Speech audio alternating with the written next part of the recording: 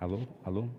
Eu chamei o Lê para me ajudar aqui hoje, o Leandro, e graças a Deus pela vida dele, porque hoje também os pastores não estão aqui, o pastor Josimar está em viagem, está retornando hoje, se Deus quiser, e o pastor Walter foi pregar em Sumaré.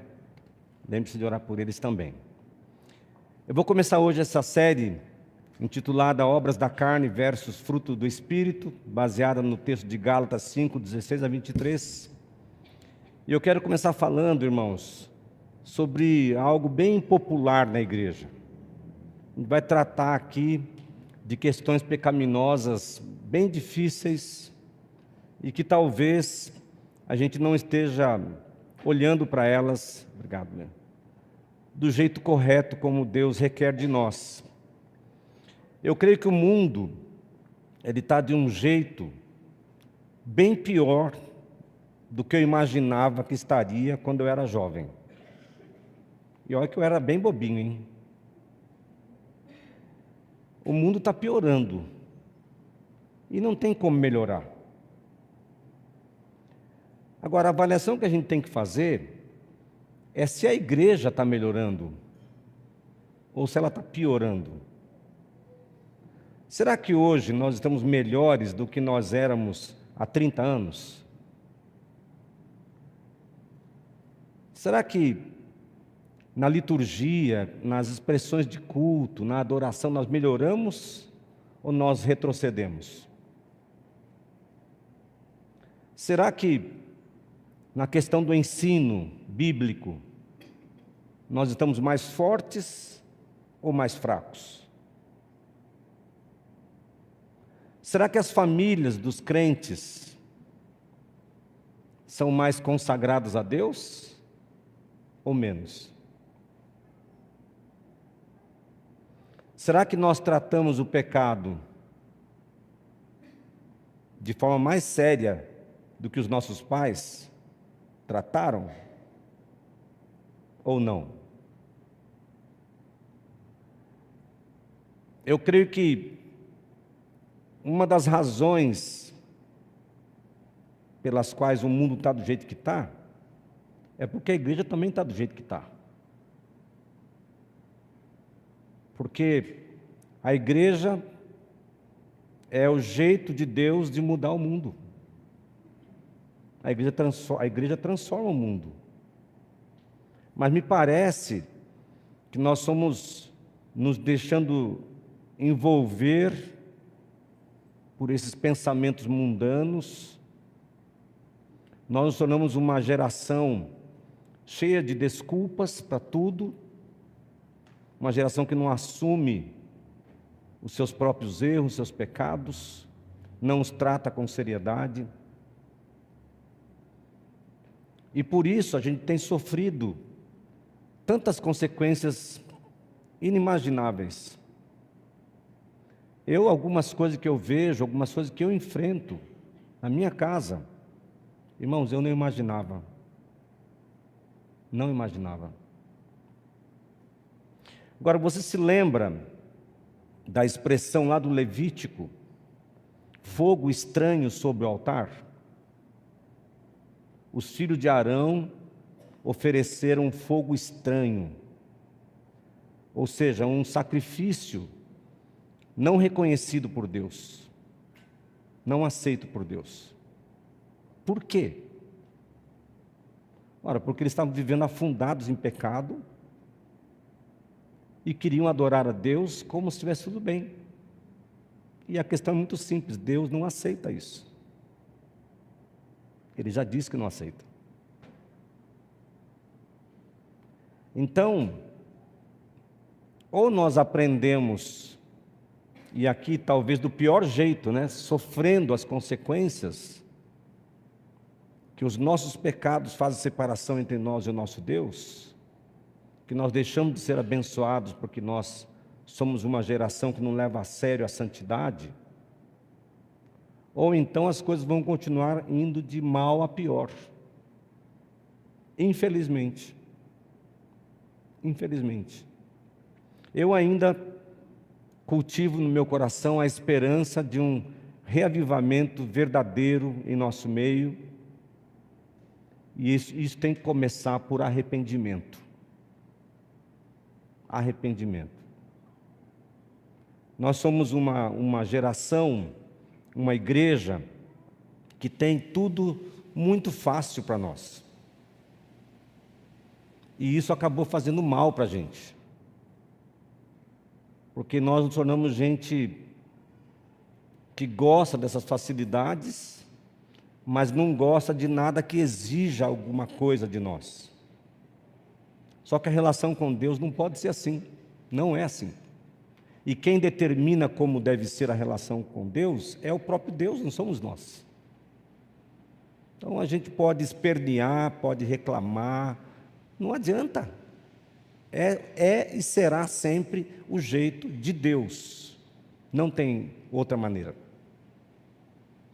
Então, eu vou começar hoje, olhando para esse texto, analisando as obras da carne, listadas por Paulo, são 16 ou 17, de acordo com a sua interpretação, porque lá ele fala no final, e outras coisas semelhantes, então pode ser muito mais, né? E depois também o fruto do Espírito. A gente vai aprender mais à frente por que as obras da carne são tão desordenadas e tão variadas assim, e inclusive a expressão é no plural, as obras da carne, e por que o fruto do Espírito é no singular, e parece que é uma unidade. A gente vai aprender tudo isso. Mas hoje eu vou começar destacando as 3 primeiras obras da carne listadas aí. Então vamos ao texto, peço que você acompanhe aqui na projeção mesmo. Vamos ler. Por isso vos digo, vivam pelo Espírito e de modo nenhum satisfarão os desejos da carne. Ou seja, aqui Paulo já dá a receita, a solução para nós.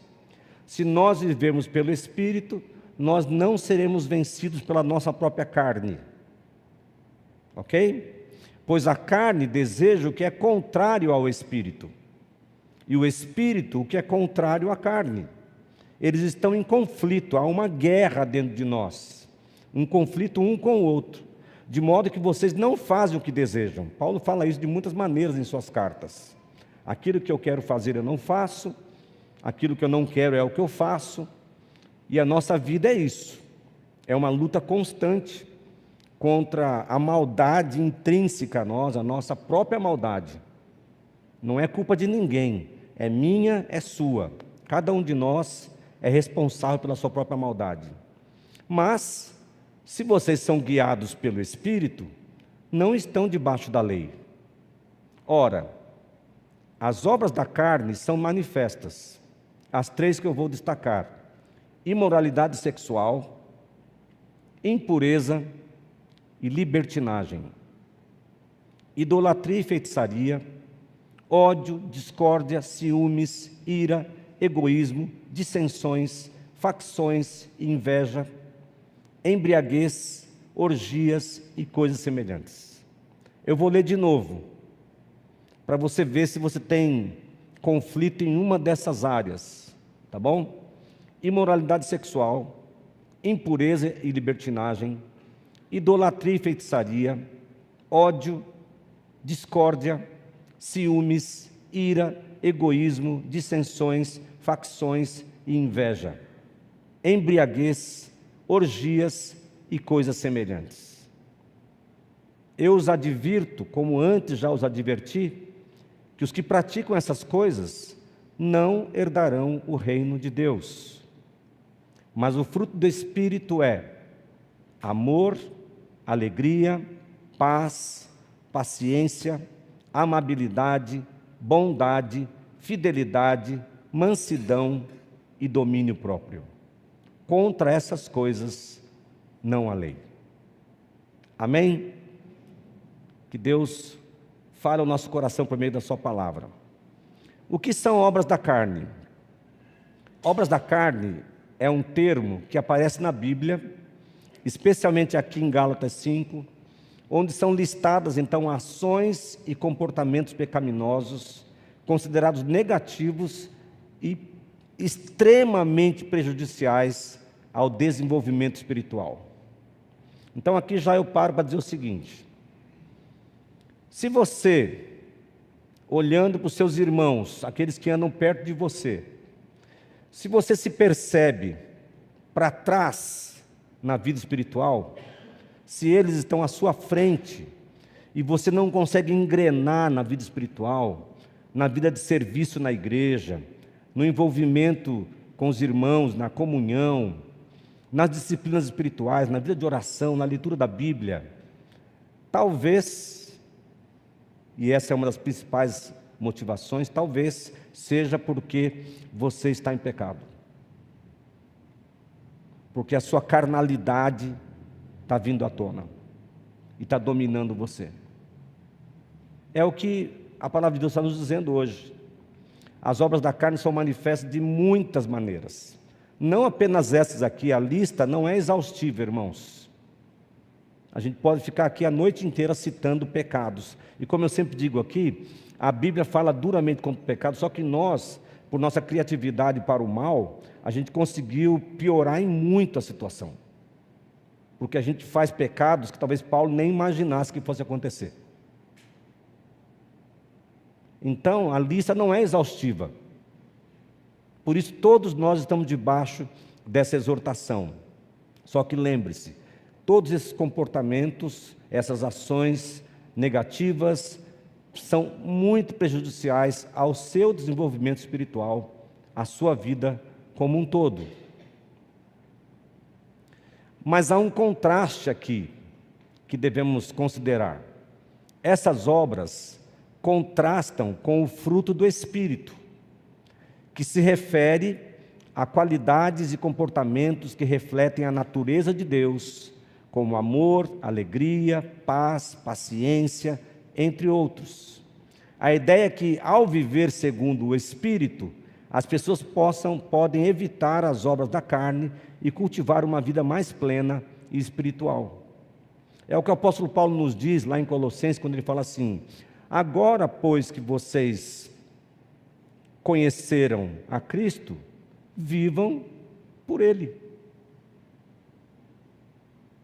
É o passo seguinte: já que você recebeu a Cristo como Senhor, agora ande nele. Se você recebeu o Espírito Santo, viva pelo Espírito, porque agora você tem uma nova natureza. Você não precisa mais ser dominado por sua carnalidade. E a carnalidade é um problema de todos nós. Há algumas estatísticas que são assustadoras para mim. Dizem por aí algumas pesquisas, não sei como essas pesquisas são feitas, que 80% dos jovens cristãos, de 80% a 90% dos jovens cristãos, têm uma vida sexual ativa. Como isso é possível? Mas para você não ficar pensando que eu só penso na moçada, há uma estatística sobre pastores, que talvez 30% dos pastores lutem contra a pornografia.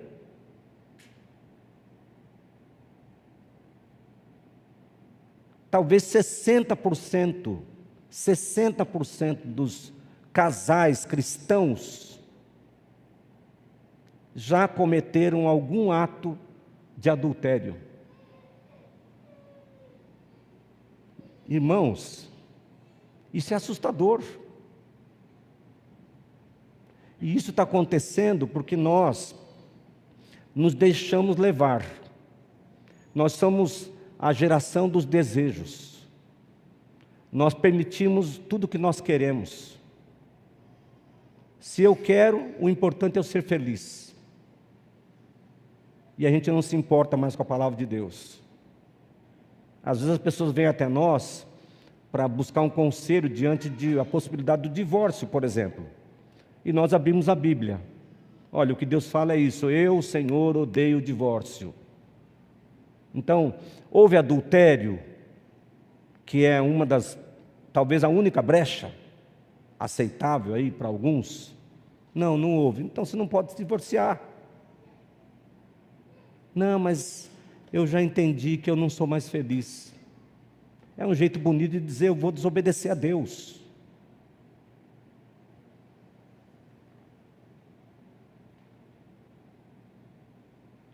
A questão é, irmãos, que se nós andarmos no Espírito, nós vamos manifestar as obras de Deus em nós. Se nós nos deixarmos levar pela carne, a nossa carnalidade é que vai comandar o nosso coração. E quais ações e comportamentos então são listadas aí? Eu falei que não é uma lista exaustiva, mas olha só: imoralidade sexual, libertinagem e impureza, ou impureza e libertinagem, idolatria e feitiçaria. Tem feitiçaria na igreja, pastor? Tem. Você já viu crente que acredita em horóscopo? Vai no Instagram para você ver. Esses dias eu vi uma moça falando assim: não, nós não cremos em horóscopo, mas de acordo com o mês que você nasceu, você pertence a uma das 12 tribos de Israel. Eu falei assim: como assim, cara pálida? O que é isso, irmãos? É um misticismo. E aí ela só mudou o nome, porque de acordo com a tribo que você nasceu, você vai ter esse ou aquele comportamento. Bom assim, né? Fácil. É mais fácil do que tu falar assim: a culpa é sua do seu pecado. E essa é a questão. Então, eu quero, já indo para a parte mais prática, explicar essas 3 primeiras expressões, as 3 primeiras palavras, os 3 primeiros pecados, e depois aplicar. Primeiro, a imoralidade sexual. A imoralidade sexual aqui inclui toda a espécie de relações sexuais ilícitas. Do grego porneia, é esta palavra aqui. Refere-se a relações sexuais ilícitas fora do casamento biblicamente válido. Inclui adultério, prostituição, pornografias, relações sexuais de pessoas não casadas. É pecado. É pecado. Inclui também a prática desses atos com alguém do mesmo sexo e a bestialidade. Mas, pastor Clóvis, precisava incluir bestialidade? Será que tem algum cristão aí pensando em fazer sexo com animais? Sabe qual é o negócio aqui, irmãos? É que essa lista, ela é progressiva. Se você se deixar levar pela carne, você vai viver como um bicho. Cada vez pior. Cada vez pior.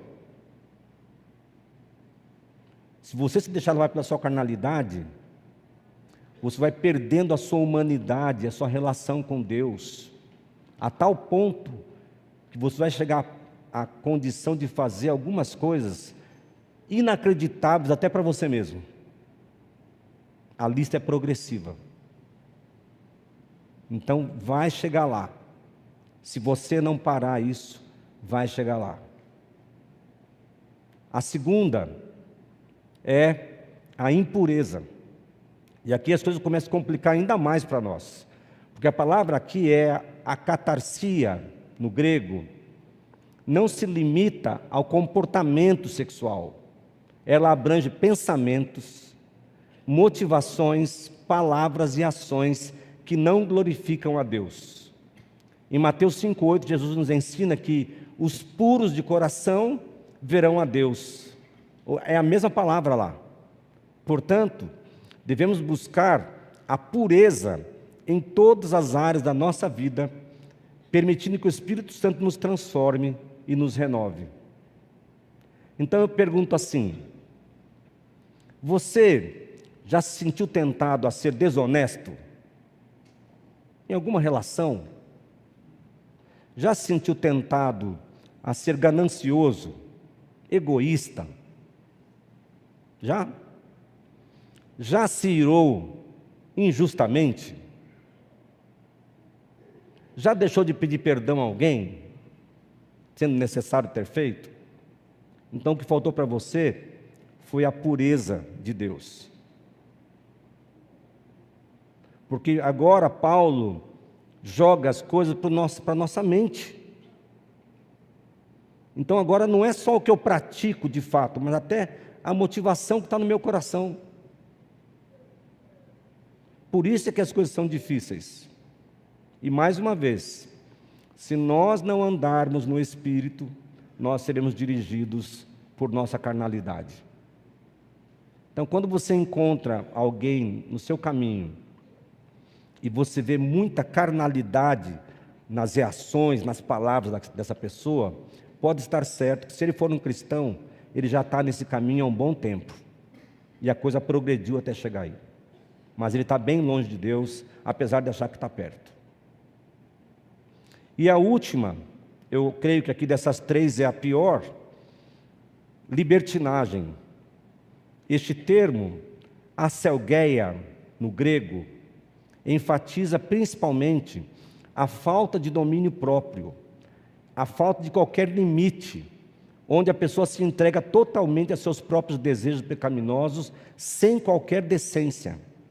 Significa desperdício, ousadia contra a lei, luxúria desenfreada, impudor, deturpação. Denota um curso de vida libertino, que leva o que o adota a fazer qualquer coisa que o seu capricho sugerir. Aqui chegou num ponto que o camarada faz aquilo que ele quer, sem o menor constrangimento. Ele já peca sem nenhum conflito. Ele está há meses, anos, num pecado e não há incômodo nenhum no seu coração. Ele não teme a Deus mais. Você pode jogar a Bíblia na cara dele. Ele não teme a Deus mais. Ele não se preocupa se vão acontecer consequências. Ele não teme a Deus. Então, esse aqui para mim, das três, é o fim da linha. É o pior ponto. Libertinagem. A falta total de domínio próprio. Eu faço o que eu quero. Eu faço o que me dá prazer. Eu faço o que me deixa feliz. Não quero nem saber o que os outros pensam. Não quero nem saber o que Deus pensa. Ele não vai falar isso. Mas a sua prática o condena. Libertinagem. Aquele que está vivendo em pecado e nem se importa com isso mais. Não tem mais conflito de oração, não tem mais lágrimas diante de Deus, não tem arrependimento, não tem pedido de socorro para Deus, não tem a coragem de buscar um irmão para confessar pecados. Não tem, ele prefere ficar naquela condição. E isso o torna indesculpável diante de Deus. Não tem jeito. Vamos aplicar a palavra. 1. Somente quem ama Jesus mais do que a si mesmo é capaz de vencer a sua própria carne. Sendo assim, procure conhecer mais a Ele e invista em seu relacionamento com o Senhor, até que você ame a santidade que o agrada. Amar Jesus ao ponto de amar a santidade. Ao ponto de amar aquilo que agrada a Deus.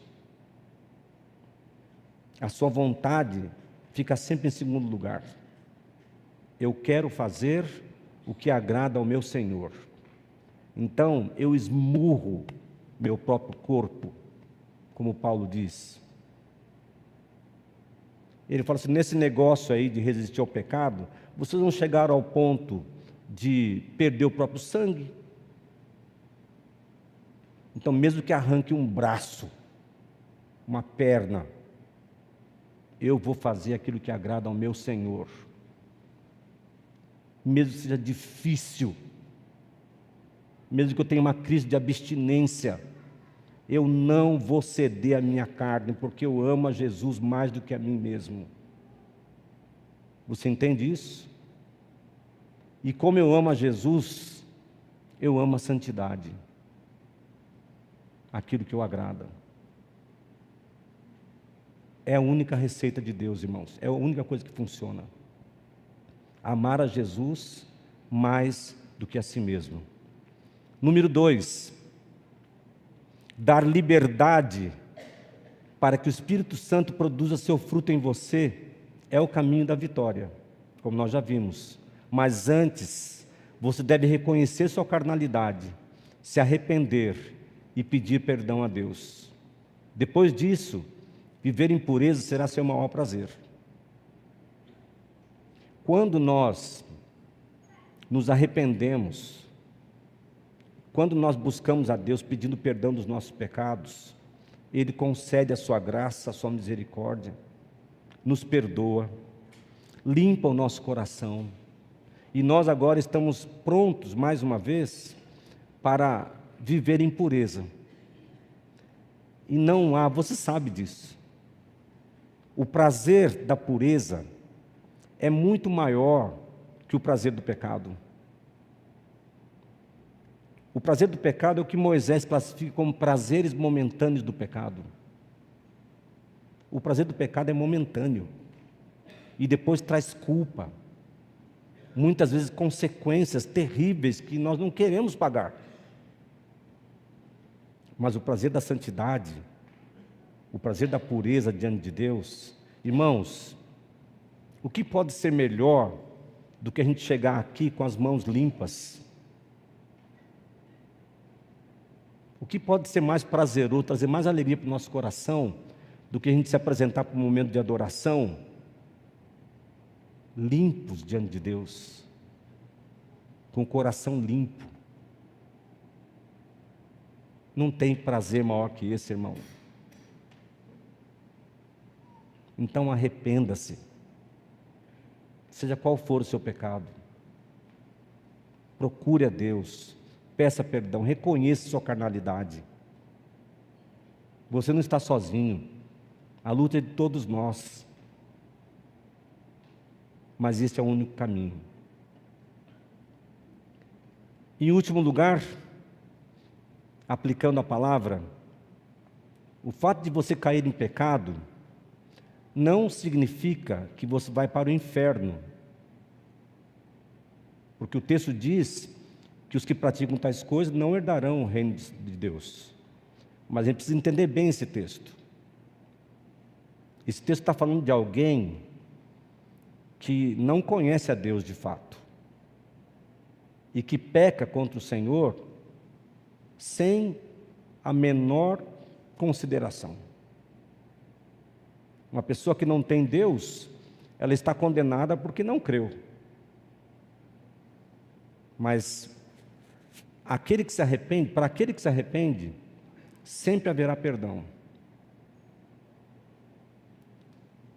Mas esse texto aqui também está nos mostrando que pecar livremente, sem que haja um conflito verdadeiro, real, dolorido em seu coração, demonstra também que você já se tornou um libertino.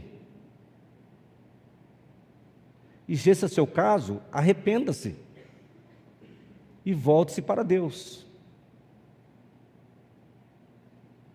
Porque não quer dizer que você vai para o inferno. Se você tem Cristo, você está salvo. Mas a sua vida pode virar um inferno, porque você está optando por viver longe de Deus. Você está optando por não ser guiado pelo Espírito, mas se deixar levar por sua carnalidade. Libertinagem é o ponto mais baixo. É quando o pecado já domina você de um jeito que não te afeta mais, não tem crise de consciência, não tem tristeza. Não, está tudo bem, você vem para a igreja, levanta as mãos aqui como se estivesse bem com Deus. Fogo estranho sobre o altar. A reação de Deus aos filhos de Arão foi a mais dura que se pode imaginar. Conosco não será diferente. E se nós queremos, então, ver milagres acontecendo em nosso meio, na nossa casa, onde nós estamos, se nós queremos ser abençoados por Deus, não há outro caminho, irmãos, a não ser o caminho da santidade. Nós temos que permitir que a oração de Jesus se cumpra sobre nós. Pai, santifica-os na verdade. A tua palavra é a verdade. Só que se nós não permitirmos, isso não vai acontecer. Então, o desafio para nós hoje é que a gente saia daqui com um desejo incontrolável por uma vida santa, por uma vida pura diante de Deus. Que a gente acerte tudo que está errado, que a gente expulse da nossa vida, da nossa casa, tudo aquilo que é pecado, tudo aquilo que desagrada a Deus. E então, nós seremos guiados pelo Espírito e vamos frutificar cada gomo do fruto que Ele produz em nós. E você vai ser uma pessoa alegre, amável, uma pessoa fiel, uma pessoa paciente, com domínio próprio, e assim por diante. Então por hoje eu paro aqui. Eu quero orar com você, a equipe pode subir já, por favor. E eu quero dar a oportunidade para você vir até a frente. Se você quiser orar comigo, pedindo que Deus te ajude nessa luta para santificar a sua casa, a sua vida, os seus relacionamentos. Se você quer pedir perdão a Deus de alguma coisa, vem aqui à frente, vamos orar juntos. Sei que esse apelo é meio impopular, né? Mas eu acho que todos nós estamos debaixo da mesma questão. Então, se tem algo para colocar diante de Deus, saia do seu lugar e venha orar aqui à frente.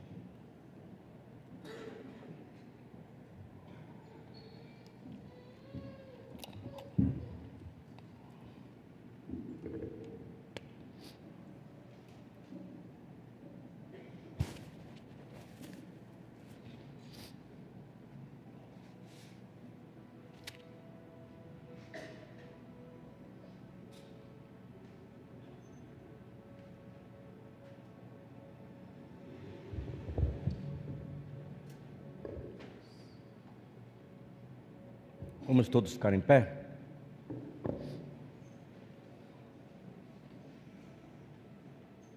Vamos orar. Senhor nosso Deus, diante de palavras tão firmes que a Tua palavra nos traz hoje, nós nos colocamos aqui, Pai, clamando por Tua misericórdia. Tenha misericórdia de nós, Senhor. Eu te peço, ó Pai, que o Teu Espírito Santo atue livremente em nossa mente, em nosso coração, mostrando as áreas escondidas do nosso caráter, da nossa vida, das nossas ações, nossos pensamentos, que precisam, Pai, de arrependimento. Aponta, ó Deus, o nosso pecado. O Teu Espírito é que nos convence do pecado, Senhor. E agora, Pai, nós nos colocamos também diante do Senhor para pedir perdão. Perdoa-nos, ó Deus. Perdoa porque nós permitimos que a nossa carnalidade nos dominasse e nós buscássemos prazeres mesquinhos, prazeres temporários, irrelevantes, incomparáveis com os prazeres da vida santa e pura diante do Senhor. Ó Deus, ajuda-nos, Senhor, dá força para nós, Pai, para a gente conseguir santificar a nossa casa, que a gente consiga santificar os nossos relacionamentos, e que todos nós, Pai, pela coragem que vem do Teu Espírito, que a gente coloque em prática o que a Tua Palavra diz, que a nossa vontade fique lá atrás. Não importa o que eu quero, não importa o que eu gosto, não importa nem se eu estou feliz, o que importa é obedecer ao Senhor, porque eu sei que se eu obedecer a Ti, ó Deus, eu serei abençoado. Ajuda-nos, ó Deus, fortalece o Teu povo essa noite, Pai, que a gente saia daqui com decisões fortemente tomadas, de corrigir aquilo que está errado, de passar a andar segundo o curso do Espírito, em santidade, na verdade, com pensamentos e motivações puras. Eu oro por aqueles irmãos, ó Deus, que estão talvez no ponto mais baixo, já envolvidos pelo pecado, e que ainda não se convenceram de quão mal isso lhes faz.